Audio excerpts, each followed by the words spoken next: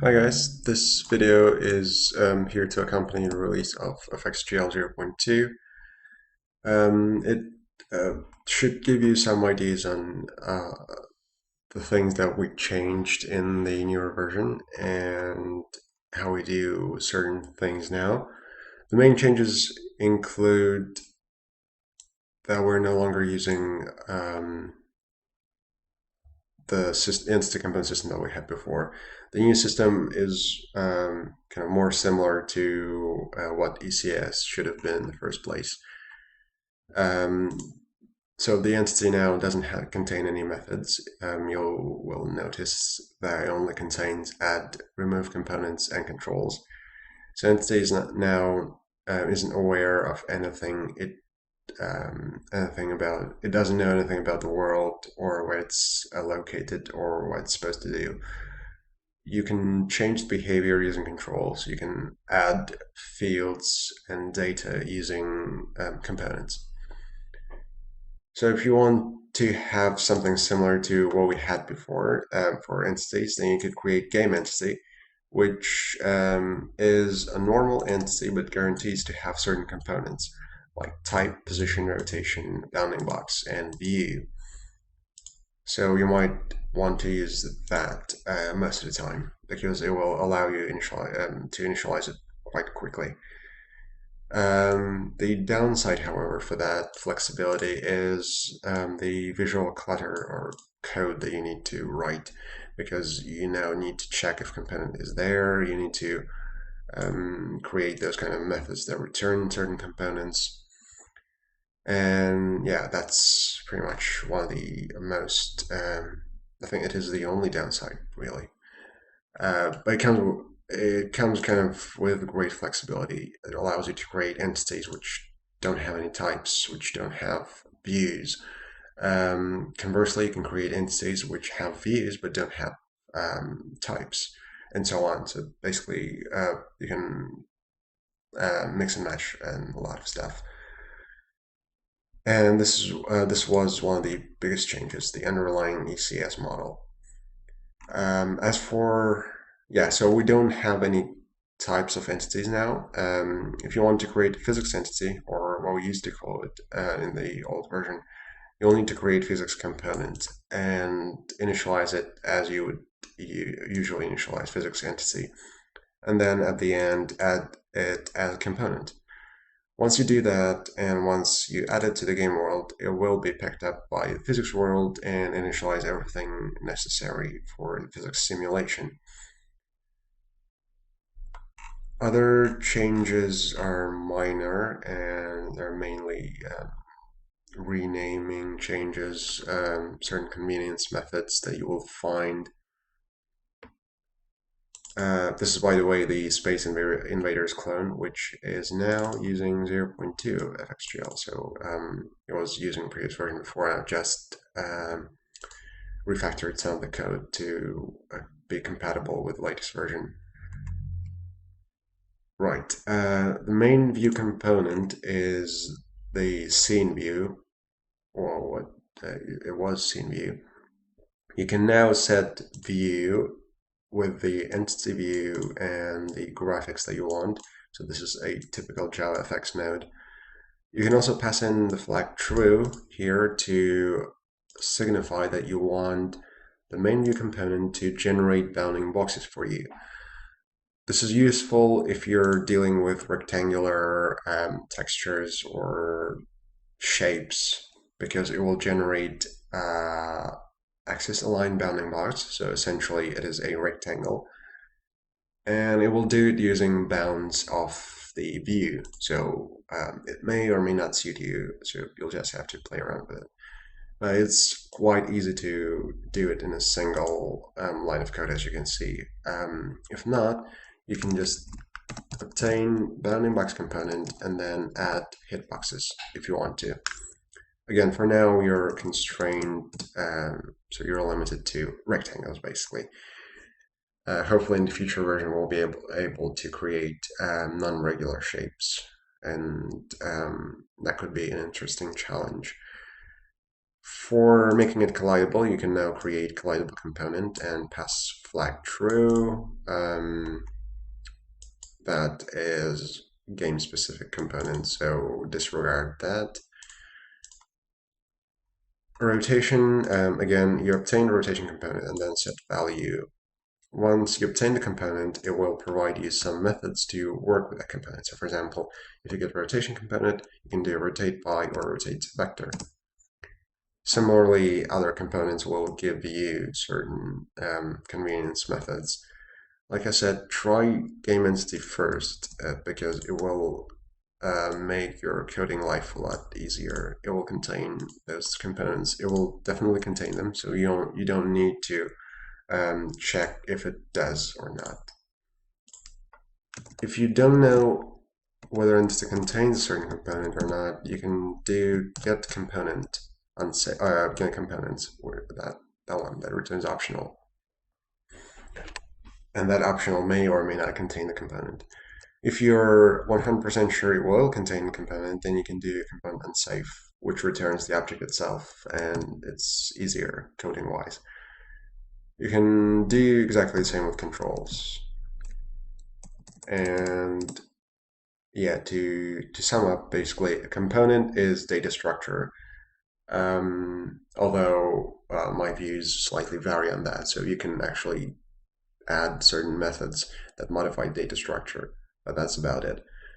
Behavior is purely controls, so you create new control, you extend abstract control and create your own. So for example, if we have a look at off-screen clean control, as you can see, it extends abstract control and adds certain code.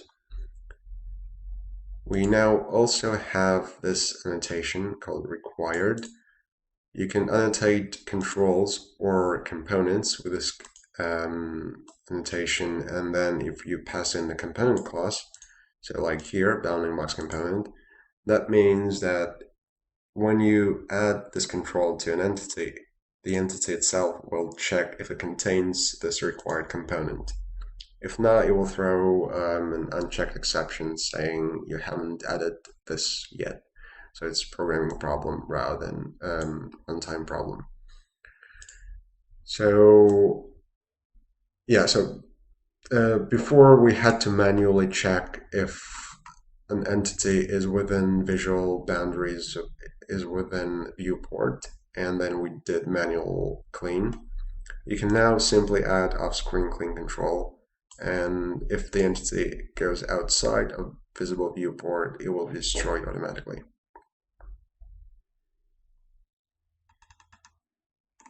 What else?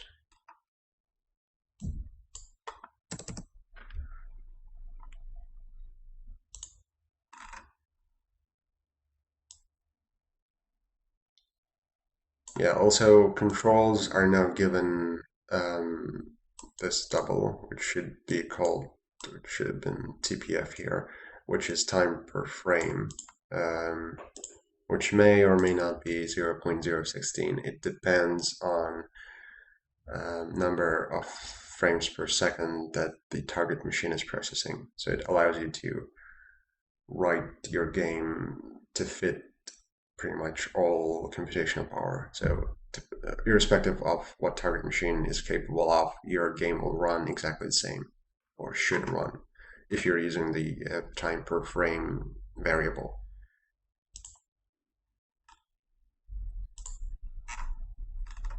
Collision handling is the same. So this is how you create physics component, then initialize it exactly as you did physics entity. Yeah, so that's pretty much it. All right, we now have, so if you're now enabling menu, you'll automatically be asked to provide profile name. So if you run this, it will ask you to create new profile or select existing. So I'm going to create new and call it space, just space. Okay, so yeah, we now need profiles because certain things like achievements, controls, so audio, video settings, are saved in the profile. And it also allows the user to manage his own saves quite quickly and easily. So you just do get save manager and then call save, and automatically saves in the correct profile. You don't need to worry about anything.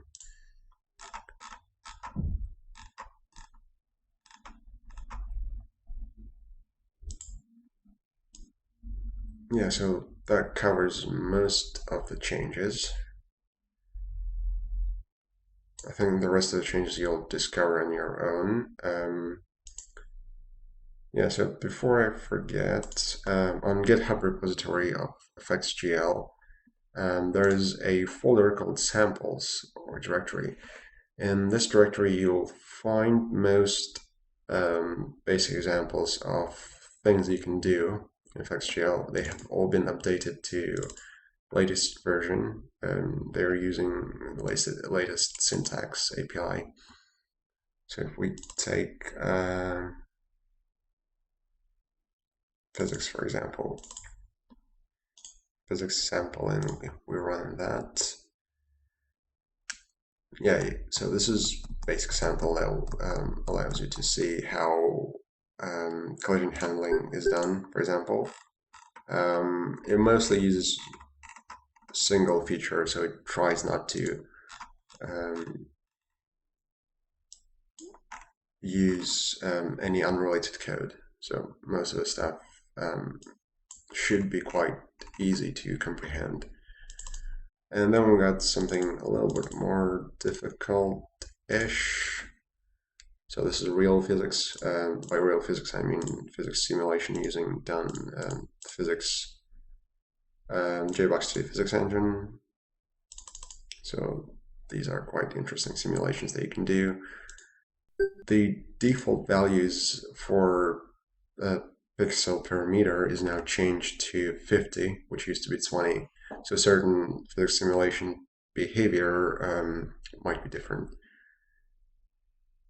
And one of the new things that are part of FXGL 0.2 is, I don't remember when that was introduced, but I'll show you anyway. That is multi-threading. So you can obtain service to executor and then, or executor, whatever it's called, submit, and then you submit a task. This is an asynchronous task, which will be called on one of the background threads available. So as you can see, that is going to make the thread sleep for 2 seconds. And it won't freeze the game. And after 2 seconds have passed, as you can see in the console, it's printing that usually this is the thread name, so it's different thread. And when the work is complete, you can modify scene graph, you can modify world, and things like that. So this is definitely one of the new things that were introduced in FXGL 0.2. This is physics particles. On the left, we've got cloth, so kind of material like elastic material. That thing that just dropped was liquid, and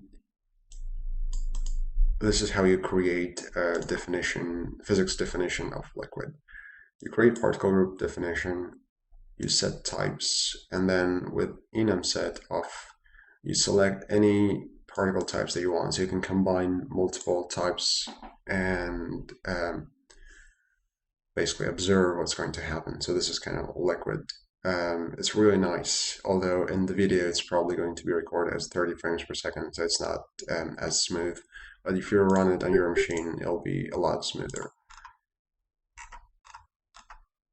And the last thing I'm going to show you in this video is probably this, which is using FX controls, JF extras. There you go.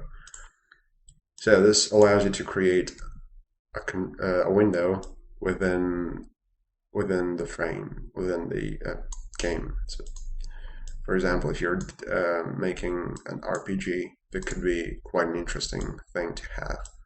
So you could create a window that contains character stats, for example, attributes. You could have another window which is inventory, and then you could minimize it or close it completely, and then possibly open it with a keystroke or something similar. Right, that should do it. Yeah, so basically we've seen most of the changes, and also I've shown you some samples. Make sure to have a look at them. They will give you basic um, basic guidelines on how to do certain things. And feel free to email me if you have any questions. Thanks for watching.